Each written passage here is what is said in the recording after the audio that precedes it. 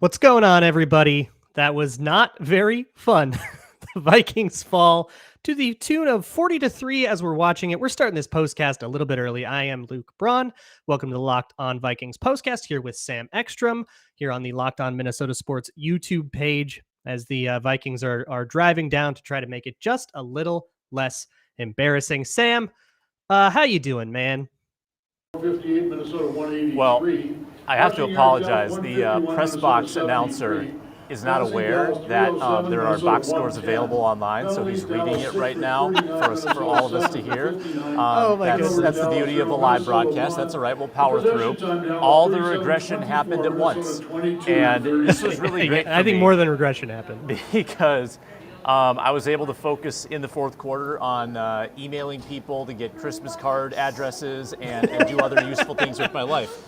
This game was over one drive into the second half. That's really all we need to break down. After that, it was just how many injuries can you avoid, and would the margin of loss be a historic amount? And depending on how far you go back, I mean, in the Super Bowl era, it's the worst loss at home by an 8-1 team or a one-loss team at this stage of the season. So that was a clunker, folks. That is the nicest way to put it. That was a clunker. Yep, Vikings just came out and got rocked. Here's the thing, and I think this is going to be the story of the week, and thankfully it's a short week because this is going to be a really annoying one to talk about. I think if you just say, oop, regression, we knew it was happening, I think you're missing a lot. I think it takes a lot more than some luck regressing. Like, this was not fumble luck, and way more happened than fumble luck in this one. They still didn't get ref luck anyways. It's like a third game in a row where the refs have been pretty bad. So I think if you just chalk it up to regression, you're missing stuff. What I think happened in this one, I think the Vikings lost this game on Tuesday. When the coaches came up with their game plan and what they were going to install, the Vikings came out running zone. They were insanely run heavy to start this game. As it was happening, as it was failing, Kevin O'Connell's on the sideline talking about establishing the run, which I thought that wasn't supposed to happen with offensive head coaches. Maybe there's more to head coaches than whether they were on offense or defense, but who's to say? I don't know anything. But I mean, he came out with a really run-heavy game plan that was supposed to be like zone run bootleg, like an old 2019 game plan against the Cowboys, and it didn't work because the Vikings got absolutely torched up front, and they did not have nearly enough tools to help that offensive line. I did not see nearly enough stacked protections. I did not see nearly enough quick game. And what I think is, I don't know if the Vikings had that prepared.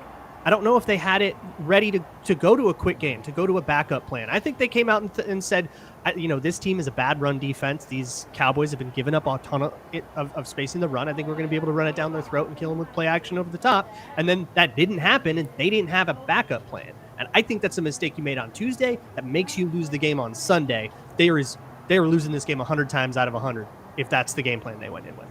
Yeah, well broken down by you, and was it you or someone else who tweeted, "Stop with the 7-step drops, Norv Turner"? That was me. Oh my God! 3 steps, get the ball out of his hands. He got sacked. Kirk Cousins took 11 sacks. That's more than he's ever taken. And they put Nick Mullins in for 2 drives in the fourth quarter, right? Or was it just one long one? And I think that was 2 drives too late. 2 drives at the end, and probably it was 2 drives too late. I mean, they should have taken Kirk out at 30-3, arguably. And you don't love to wave the white towel in the third quarter, but this thing was over early, Braun. I told Reggie Wilson, our Locked On Sports Minnesota pal, at halftime, I said, there is 0% chance the Vikings are coming back into this game. It was clear that they were losing the line of scrimmage. There was no inkling of offensive progress or ingenuity. The offensive line was getting manhandled with 4-man rushes, which was allowing the secondary to defend really well, particularly downfield, because none of the defensive backs were occupied up front. They just won the trenches flat out in this game. And all of the injuries that the Vikings have right now, they all got exposed.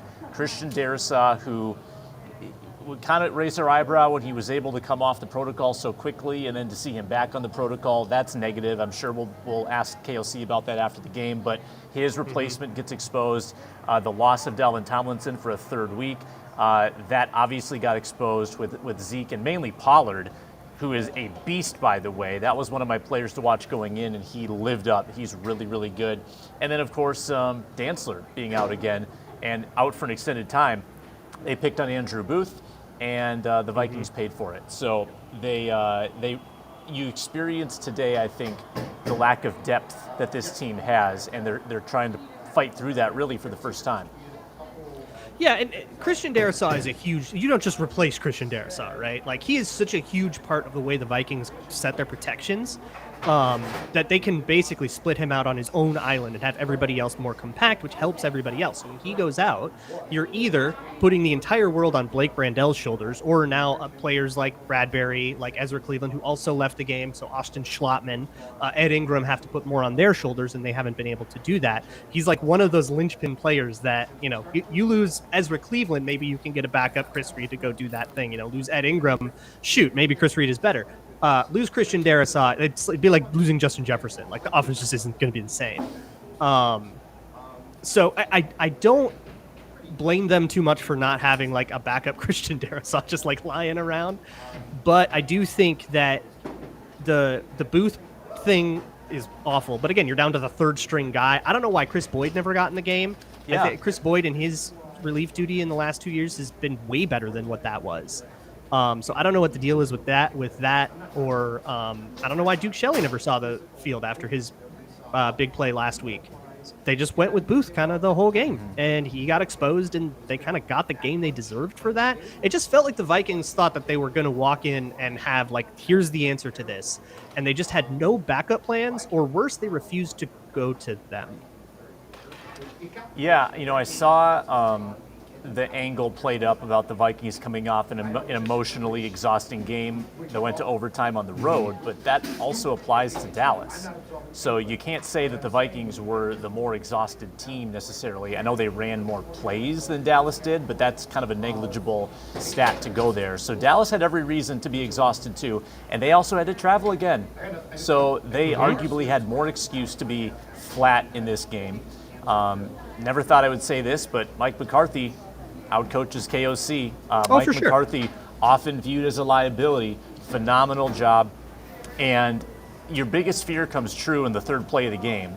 Micah Parsons, one-on-one, gets a strip sack, and that just set the tone. And this was sort of the the Buffalo game of 2018, the Colts game of 2016, the Falcons game of 2020. It was that, except against like a contender. And that's how this ballooned into a 40-3 butt whooping. Right. And here's the thing about this, because you could kind of say, well, you know what? All right, they got our GOAT. We'll just move on. There's a decent chance you see them in January, because unless they can go win the NFC East, they'll be one of the wild card teams. And we're going to have to play one of the wild card teams. So there's a decent chance you get that matchup. So you have to figure out a better plan against the Cowboys next time, coach. I don't know. I think O'Connell has a lot to answer for in this game, and Donatel as well. But I don't. There's also, like, I don't know what play you're supposed to go to when your offensive line is playing that bad. I mean, it was instant pressure every single time, but part of that is because it was play action, 7-step drop without a rollout, just like straight up duo action. It was just like the offense didn't make sense together to me, I guess. I don't know. Maybe somebody can explain what the plan was supposed to look like, but I mean, obviously that's not what it was supposed to look like. But to me, it just felt like they had a bad plan from the get-go, and then everyone lost every single matchup. I mean, Harrison Phillips was getting washed out of plays. Christian Darrisaw lost a rep to Micah Parsons. Then he lost a rep to Dorrance Armstrong before he went out with that with the concussion. So like your good players are getting killed in the trenches. Ryan O'Neal got blown up for a big sack. It was just kind of blow after blow after blow after blow. And so here's, I guess, the question, because there's not much to learn from this game. I think this is, like, what can you learn about the Vikings from this game, unless you be one of those people that says, I knew they were fraud, and point at the screen like you're Leo DiCaprio. Then I guess go ahead. You get you have till Thanksgiving. Take your victory laps. But what I would rather focus on is you got a short week. This is now a different test for the Vikings, kind of not unlike what happened after the Eagles game, where they had a shortened week, not as short as this week. But you're coming off a bad loss. You've got a short week, and now you got to go play at home against a team you're going to be favored against, probably. Can you pull it together? And last time they pulled it together and they ripped off 7 straight wins. If they did that again, that brings you deep into the postseason. Can you do that again? Can you take this game and say, man, we got our teeth kicked in, but we got to play again in 4 days. So let's burn this, let's throw it out, and let's go try to beat the Patriots. Yeah, and what a test for KOC to have this challenge against Bill Belichick. who, knowing the Patriots, he probably sees the way the Vikings lost in the trenches, and he's, salivating about that, because that's often where the Patriots can find the edge in football games and win when they have no business winning. They are good at mucking it up in there. And even though they don't have 3 offensive starters on the line, from what I've read, I'm sure that they'll find a way to have the backup step up. That's what New England does. They generate that offensive line depth. So we'll research New England. We'll figure out where their weaknesses are. But you can't overlook Belichick on a short week, who's done this so many times. KOC has not. This is going to be a great test of the head coach to see what he can generate coming off of this. And maybe it's almost better this way, Luke, that the Vikings don't really have time to dwell too much on this game. They do get to get right back out there, kind of like after Detroit last year, the debacle in Detroit, losing at the buzzer. They had to turn right around and play Pittsburgh, I think, and they had a great performance. And it is a week-to-week league. So as bad as the momentum feels right now, I think it's washed away by tomorrow morning. Right, and this is something I'm sure you'll start hearing out of the Vikings. That counts as 1. They're 8-2. That counts the exact same as pick your fake win of choice. Great, that has now canceled out, and the rest of it still counts. They're still second place in the NFC, and everything that happened on that field can only ever mean 1 win, as long as you get out of it reasonably healthy, which, pending, outside of Christian Darrisaw going back into the concussion protocol, that's it. So we'll see if you can get Caleb Evans out of the concussion protocol in the short week. We'll see what happens with Christian Darrisaw.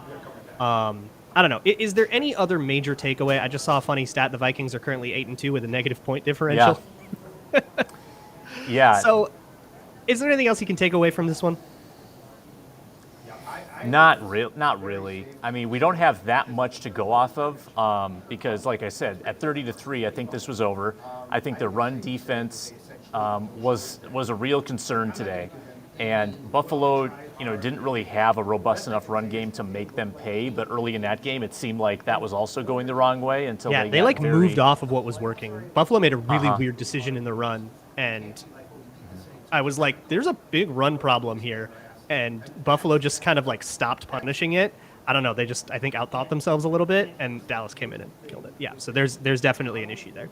Yeah, I mean, Dallas put on a clinic, and the Vikings stubbed their toe, probably, which is a nice idiom to use for the way they played today. But I am going to treat this a little bit like Philadelphia. You lost to a pretty good opponent. And that might be alarming for your future, case in the playoffs, if this is how you look against good opponents. But this team also beat Buffalo, and this team can also put itself in position to have, all home games in the playoffs.